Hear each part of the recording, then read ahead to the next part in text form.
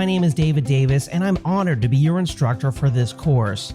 I've created video training on VMware vSphere since it was called ESX Server 3, back when I implemented it in a production data center and just fell in love with the technology.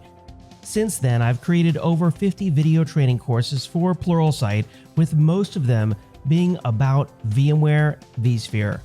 It's VMware vSphere that powers the majority of the on-premises data centers in the world today, and vSphere administrators are highly sought after in the job market. With the launch of vSphere 7, VMware has unleashed a tremendous amount of exciting and innovative new features, so it's a great time to be learning vSphere.